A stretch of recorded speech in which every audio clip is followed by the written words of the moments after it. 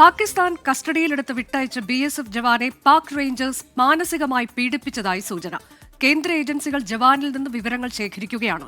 കസ്റ്റഡിയിലെടുത്ത 3 ആഴ്ചയ്ക്ക് ശേഷമാണ് PK ഷാ എന്ന ജവാനെ വിട്ടയച്ചത്. വിനീത വിജി വിശദാംശങ്ങളുമായി. വിനീത, PK ഷായെ വിട്ടയച്ചതിൽ നമ്മൾക്കൊക്കെ വലിയ ആശ്വാസമുണ്ടായിരുന്നു. പക്ഷേ അദ്ദേഹം കടന്നുപോയത് ദുർഘടമായ സാഹചര്യത്തിലൂടെയായിരുന്നു എന്നതിന്റെ വിശദാംശങ്ങളാണോ ഇപ്പോൾ പുറത്തു വന്നുകൊണ്ടിരിക്കുന്നത്?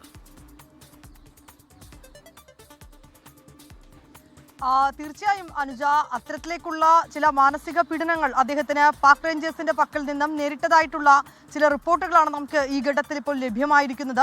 ഈ അതിർത്തി കടന്നെന്ന് ആരോപിച്ച് കസ്റ്റഡിയിലെടുക്കുകയും പിന്നീട് 3 ആഴ്ചയ്ക്ക് ശേഷമാണ് പാക് റേഞ്ചേഴ്സ് PK ഷായെ തിരിച്ച് വിട്ടു നൽകുകയും ചെയ്തത്.